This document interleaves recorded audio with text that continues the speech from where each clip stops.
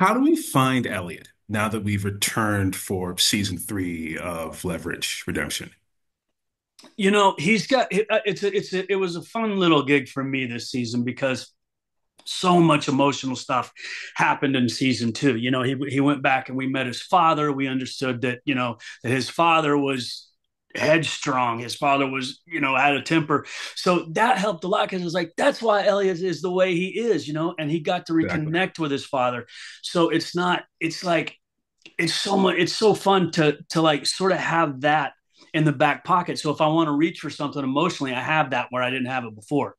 So this season, everyone, it's redemption for a reason. So everyone's trying to find a way to get redemption for what they used to be. I honestly think so. You know what I mean? And the thing with Elliot is it's never going to happen for him. He's a mass murderer. He's killed too many people. He's worked for the wrong areas of the government. So he's stuck in this thing. So it was fun this season to watch Elliot sort of get behind whoever was having trouble getting, at the light at the end of the tunnel. We're all slowly moving, but maybe someday we'll get there. And he's behind him and he's pushing him. So it was fun to be a supporting role this year, especially with, always with Noah Wiley's character Harry, because Harry hasn't been that bad of a guy for that long. So Elliot sees him as the quickest one to get to the end of the tunnel. You know what I mean? Because he's not as damaged, he's not as broken as everybody else, and he's got really great redeeming qualities. So Elliot really gets behind Harry to try to push him, and that it's fun for my character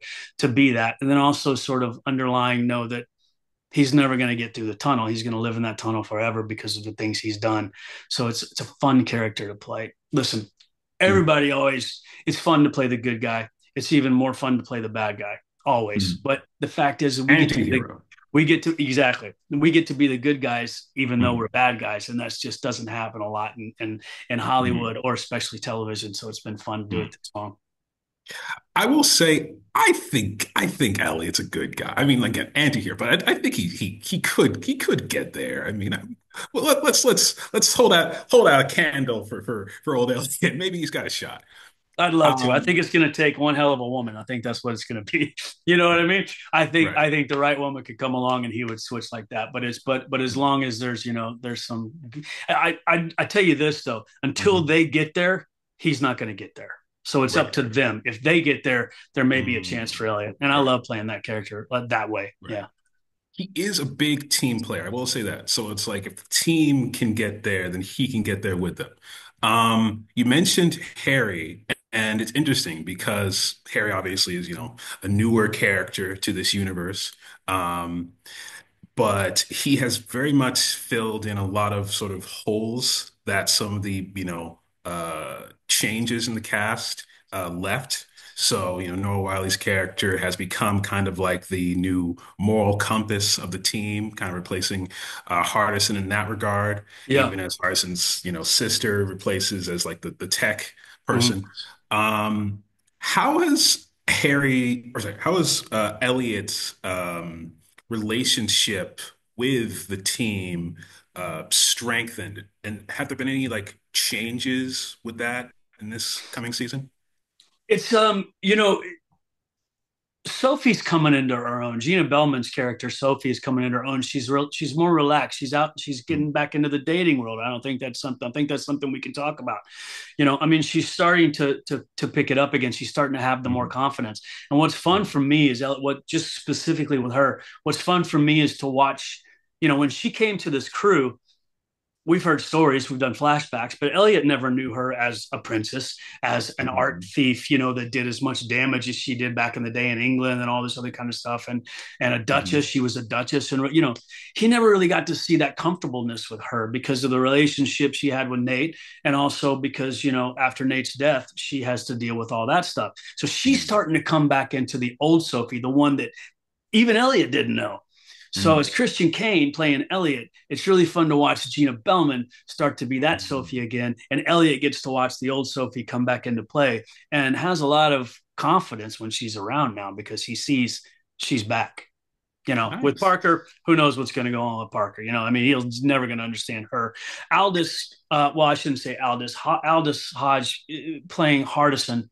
Mhm. Hardison's Elliot's never worried about Hardison. That's why he gives him so much crap. He always knew Mhm. if Hardison could snap his fingers and be out of this stuff. You know what I mean? He's that headstrong and he's that Mhm. smart. If emotionally, if it wasn't for Parker, he'd already be gone. He almost is. You know what I mean? Mhm. But Harry, like I said before, Harry's a quick exit. If we can just set him up with a heart and push him back out into the world, he could disappear and be the best guy in society for the rest of his life. And I think Elliot sees that.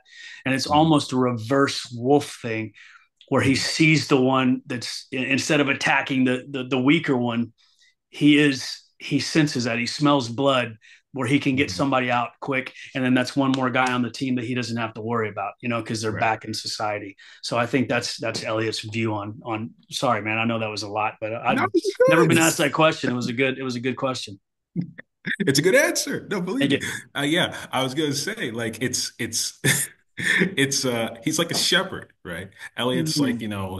he's more so trying to like lead the people to lead the sheep to like the good barn or the good exit, like you said, as opposed to like the wolf, trying to like get Yeah, his kind of let's meet in the middle. I don't think he's a shepherd. I think he's more the sheep dog. There you go. He's the guy running back and forth, making these guys go through the corral. So yeah. I will admit, this is the first time that I've probably had to sell the good side Yeah, I know. of, Well, of someone's character to them. This is that's interesting. that's that's the beauty of leverage, man. Sometimes bad guys are the only good guys you get. We live with that, and I think that's part of the success of the show. Yeah, exactly. So, speaking of different sides of Elliot, I was going to actually ask you about his other sides. Besides just his combat abilities, he also has some culinary skills. Mm-hmm. Do you think we'll be able to see more of his cooking or any other unexpected talents this season? I think he does a little bit of cooking. I think he does a little bit of culinary stuff this year. If I remember correctly, I think he does. Mm, That's something that I love to cook. I mean, that was a Christian Kane thing that they sort of added in really early on. Um, we've played we've played with it. We never really touched it on the librarians, but like I did another show for Dean called Almost Paradise, and this guy can't cook whatsoever. So mm, it's funny because you brought that up. A lot of people don't realize they don't play back to the culinary stuff that Elliot does. That mm, really was a sort of a Christian Kane thing that they add to the character just for a little bit more depth. And I really leaned into it and stuff like mm. that. I think we'll see some more culinary stuff, but I think it was either Dean or John. I think maybe John and Dean together said, well, if he's that good with knives, he Mm. must be really good in the kitchen. And that's just There how you the whole go. thing, that's how the whole thing happened. Yeah.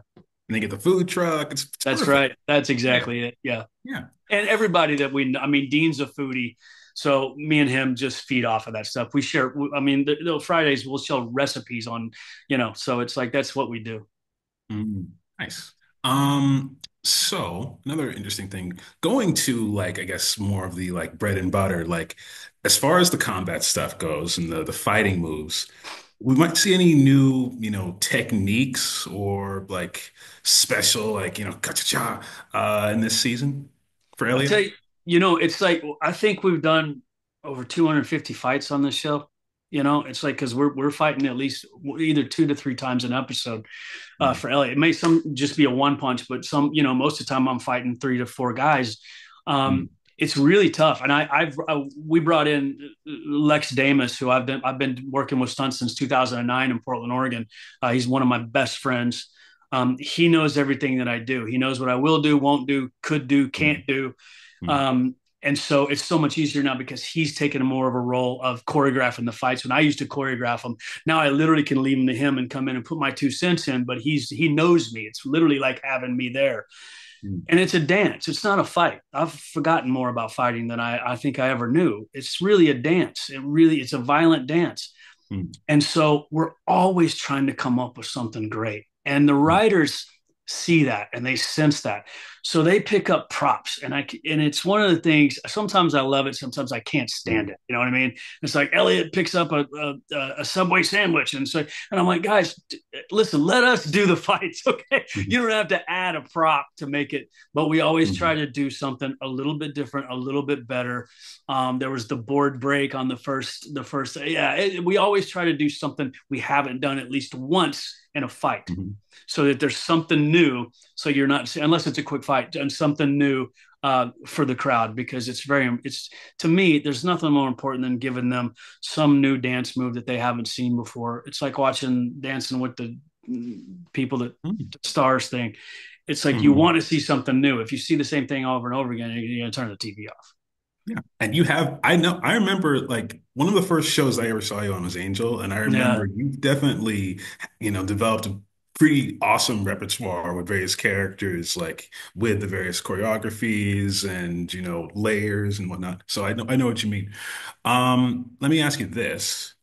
Since every season kind of ramps up the action and the consequences, Mhm. did you have a particularly like favorite moment or episode to film that you think we should keep an eye out for? This season, I think the last episode is really quite incredible, directed by Rock. Mm, I like the fact of seeing. You think Elliot's going to go somewhere. This is personal, and I'm being maybe a little. You think he's going to go somewhere in the end, and he doesn't go there, and I think it's mm, going to surprise a lot of people. And in that episode is one of my favorite fight scenes, mhm, which is with Noah Wiley, and it's not a big fight scene. I didn't do mm, anything special, but okay. Noah sort of directed that little bit of it, because we were shooting on a B unit. They were shooting A unit over here, and we were shooting a B unit. And Mhm, Noah's a hell of a director. He's one of the best I've worked with. I just love working with mm, Noah, and he directed this fight scene, and he got to be in the fight. So seeing Noah direct, and seeing Noah so giddy, and seeing mm, him just love what he was doing, and we did this whole high five thing that we had talked about earlier that just came up on the spot, very mhm, spontaneous. It was one of my favorite fight scenes we've done, just because Noah was so excited. He was in on the fight. And I don't know, I just had fun. I had fun during that episode. And I really think that you think Elliot's going somewhere and he doesn't go there. mm. It says a Little lot. pump fake. Yeah. And it says a lot from where he has been and grown. Yeah. Nice, Yeah. nice. A couple more. I did have a Yeah. question about locations, since you mentioned locations. I Yep. mean, you filmed a lot of fabulous places. Do you have any like favorite locations, like cities or countries to film in? Um, did I cut out? Okay, good. Sorry, my battery's Oh, getting. No, I'm oh, fine. okay, cool. I mean, listen, this show or any show ever, Let's stick with leverage. Sure. leverage. Yeah, yeah. When we first got to Portland, I really loved Portland, Oregon. I didn't like it when I Mhm. first moved there. I was like, why am I so far up here? What is this city? It's a new Why is it so city. cold?